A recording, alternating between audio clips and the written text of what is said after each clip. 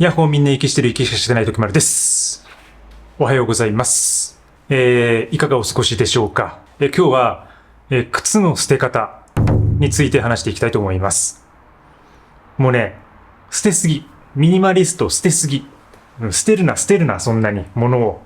大切に扱えもっと、大事に使え、長く使え、壊れるまで使えものをミニマリスト。エクストリームミニマリスト。ということで、今日はね、靴の捨て方なんだけど、捨て方っていうよりかはどちらかというとその靴についての考え方みたいなものを話させてください。はい、靴は、やっぱりその自分の服っていうか衣類の中で割と重要なアイテムですよね。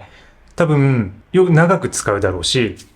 で、他のなんか T シャツとか、そういう他のアイテムよりも割と耐久性が高い。デュラビリティっていうのかな。耐久性が高いものだから、割と買ったら長く使えますよね。それを自分の場合はそのバックパックも似たような感じなんですけど、やっぱバッグとか靴とかっていうのは結構長く使えるから、結構皆さん重要視されるアイテムなんじゃないかなと思っています。その服の中でもね。その中でやっぱり靴っていうのは問題があって、で、それは自分のやっている趣味とかやりたいこととかアクティビティが増えれば増えるほど靴って増えていくんですよね。これが、ミニマリズムとのジレンマではあります。だから、本当は、靴一つで暮らしたいんですよ。靴一足で。で、すべての自分がやっているアクティビティに対応できる靴っていうのを、だから今までずっと探し求めてきました。で、一つの完成形に至ってはいるんですけども、やっぱりね、それを実現することは、なかなか難しい。これ皆さんの状況あると思います。ランニングが好きな人はランニングシューズが必要になりますよね。バスケットとかテニスが必要な、好きな人はバスケットとかテニスシューズが必要になるし、あと山登る人はハイキングシューズ。それからバレエね。バレエをやる人はバレエシューズ。バレエって両方ありますよね。こっちのバレエもあれば、こっちの方のバレエもあるんで、こっちの方のバレエはバレエシューズが必要になるし、だから本当にいろいろね、必要になってくるんですよ。で、今ふと思ったのが、シューズがいらないアクティビティってありますよね。例えばヨガ。これはいいですね。自分の体一つでできるので。その代わりヨガマットとか必要にはなってくるけど、やっぱ自分の体一つでできるアクティビティっていいなと思いますね。泳ぎとか水泳とかもそうですよね。水着だけあればいいし、みたいな。だからその何々専用の靴っていうのが、やっぱりその靴を増やす要因になっているってことです。それがまず一つ。だから、まずは自分のその外せない趣味っていうのかな。外せないアクティビティを考えていくことですよね。で、その物を減らしたいから、自分の好きなことをやめるっていうのはバカバカしいじゃないですか。それってもうおかしいじゃないですか、順序が。だからランニングが本当は好きでね、もう走りたいのに、ランニングシューズを使わないとかね。で、それで無理して足を痛めちゃったりとか。それは山にも言えることなんですけど。で、僕はそのギリギリのラインを狙っていて、で、今結果的に2足で暮らしているんですよ。ここにある2足。これはもう多分このチャンネルを前からご覧になってる皆さんだったらわかると思うんですけど、もうこの2足ですね、今はね。ビボベアフットのプライマストレイルニットっていうのと、コンバースのチャック・テイラーっていうスニーカーです。靴はこの2足。で、サンダルがもう1足だけあります。で、自分の場合は、もう、このね、ビボのシューズを、だからこの1年半ぐらいかな、もうずっと実験していて、で、去年、多分これでマラソンを走った動画を1本上げてるんですけど、これで、だからランニングと山っていう、あと日常ですね。のアクティビティをすべてできるっていうことを自分の中で実験していました。で、それがね、結果的に1年半、ずっと実験してきて、それがもうできるってことが分かったんで、これ一つでいけるっていう確信が最近はついてるわけです。ただね、そうなってきて、最近また問題が出てきてるんです。それは、このビボベアフットの耐久性の低さっていうのが問題になっている。で、これは靴が悪いとかメーカーが悪いとかって言ってるわけじゃないですよ。僕の使い方が多分もちろん問題が一番大きいんですよ。で、それはなぜかというと、この2つしか持ってなくて、で、しかもこれをずっとね、その山とか、ランニングで履いてるから、もう着用頻度がとにかく高いんですよ。ほぼ毎日履いてるから、それは傷むの当然ですよね。ちょっと後で見たいんですけど、見えるかな。この先のね、トゥーチップが割れてたりとか、で、もうソールも、この赤いものがやっぱ削れてるでしょ。で、このね、裏側もちょっと汚いけど、減ってるんですよ。で、これまだ買ってから、今年の多分2月ぐらいだったから、7、8、9、10、10月でしょ。8ヶ月。1年経ってないんですよね。で、しかも、これ2代目です。で、1代目はもっとそのハードにいろいろ使い込んでてから、半年ぐらいで、このサイドに穴が開いちゃったんですけど、で、それについてやっぱりいろいろ考えていて、で、やっぱどうしてもその1年経たないで壊れてしまうと、その買い替えのサイクルがハードになるから、で、それはちょっとその、物は少ないんだけど、その出費的にミニマルじゃないなって思い始めていて、で、それでもう少しね、今、丈夫な靴を探そうとしています。はい。そういう今、過程に入っています。はい。で、スニーカーに関しては、実際ね、もうこれだけで日常生活できるんで、必要ないんですよ。必要ないんだけど、これは好きで履いてるって感じかな。で、最近読んでる本があって、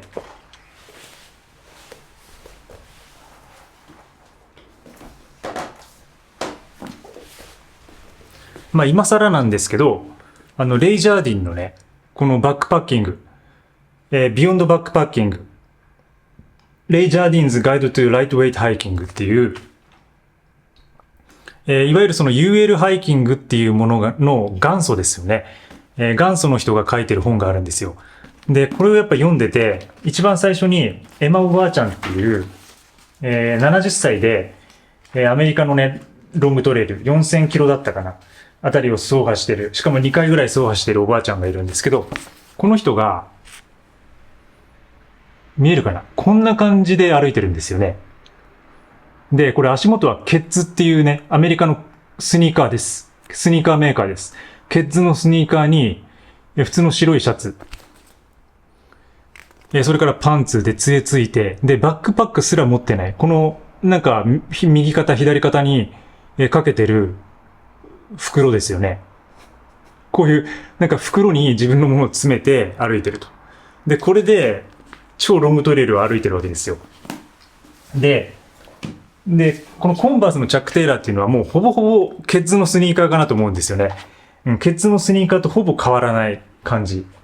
作りが。なんか多分これで歩いてるから全然歩けるなとは思うんですよね。ただ、僕も何度か実験はしたことはあって、これでランニングしたこともあります。5キロぐらいだけど、ランニングしたりして、で、もちろんね、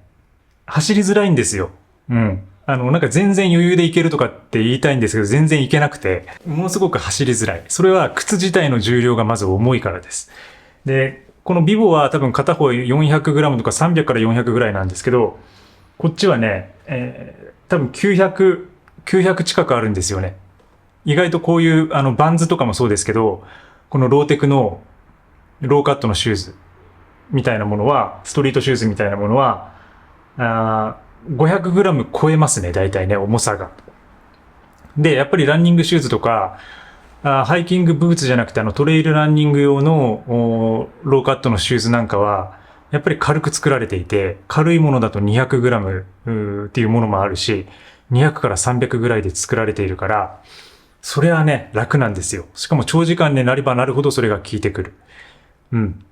だってさ、500g のペットボトルを両足にさ、ぶら下げて歩いてるようなもんですよね。それがもう3時間、4時間、5時間って続くと、それはやっぱりダメージが来るわけで、やっぱり足の靴自体は軽い方がいいんですよね、歩くにはね。そういうこともあって、いろいろ今模索してる段階ですと。だから、そこで話を戻すと、その靴の捨て方っていうところで言うと、やっぱり自分のアクティビティを見極めること。で、まず簡単にできることといえば、例えば、同じアクティビティで2つ持ってれば、それは1つにできますよね。ランニングシューズが2つあるんだったらそれは1つにできる。登山用のブーツが2つあるんだったらそれは1つにできる。もちろん、本当にそれ専業でやってるとかプロフェッショナルで、もう本当にそのテクニカルなね、この山にはこれしか対応できないみたいなものがあったりするときは、それは難しいですよ。もうこれ一般的な話ですから、話でちょっと捉えてもらいたいんですけど、だからそういうアクティビティによって2つ持ってるものは1つに減らせるんじゃないかっていう提案ですね。バレーシューズが2つあるんだったらそれどっちか1つにできる。で、もう1つは、こういう例えば1つのランニングシューズを日常でも使えないかっていうのを考えてみるっていうことです。それは多分皆さんよくやってると思うんですけど、で、もともとほら、これももともとコンバースもバスケットシューズだったわけで、やっぱりあれなんですよね。プロフェッショナルのために作られたものが、ストリートに降りてきてマスに広がっていくっていうのは、いろんなプロダクトであり得ることなんですよね。だからやっぱ靴もそうだし、だからやっぱりこういうランニングシューズとか山用のシューズを、じゃあ日常で使えないかっていうことを模索してみると。で、これは結構、多くの人がもうやってると思うんですけどね。例えばランニングシューズずっと履いてるおじさんとかいるじゃないですか。でもなんか、やっぱファッションっていうのは、それ一つで自分のメッセージみたいなところはあるんで、そこをね、やっぱ失ってしまうとおっさんになると思うんですよね。だからそういう意味でなんか自分が履いてるものとか着てるものっていうのが、やっぱり他の人に結構影響を与えるってこと。それを僕はやっぱ考えていて、常々。で、TPO をわきまえるっていう話じゃないですけど、そういうことを言える立場じゃないですけど、僕はそのスーツも持ってないし、なんか結婚式とかでも T シャツとかでね、ちょっと参加してごめんなさいみたいな感じの人なので、だからそういうのは言えないんだけど、でも、なんかやっぱその好きなものを履きたいっていうのはね、多分誰にでもあると思うんで、その無理しすぎないってことですかね。だからそのランニングシューズを使っていて、それしかないから、それを日常で使うってなった時に、例えばその日常で自分がそれを履いていて、気分が上がらないとか、なんか、いつもランニングしてるような感じで嫌だなってちょっとでも思ったら、それは何かその自分の心に嘘をついてるってことなんですよね。だからそこはね、見直してもいいかなと思います。でも別にそうじゃなくて、全然気に入って、そのランニングシューズが気に入って、それを日常でも使うっていうのは全然いいと思うんですよ。で、自分もそういうふうな、いろいろ融合できる靴っていうのをこれからも探していきたいですし、今も探している最中でもあります。はい。なのでそういう感じで、靴の捨て方、考え方としては、アクティビティに合わせて持つっていうのと、あとはもうどれだけそこで融合できるか、一つのものをいろんなものに展開できるか。そういうね、ものがあればいいんですけどね、なかなか靴はやっぱり難しいですよね。安全性にも関わってくるんで、どうしても無理して融合しちゃうと、それはね、良くないんで、もしやるんだったら、自分みたいにちょっと時間かけてね、1年とか2年とか長いスパンで、それを履きながら徐々にトライしてみるっていうのがいいんじゃないかなと思います。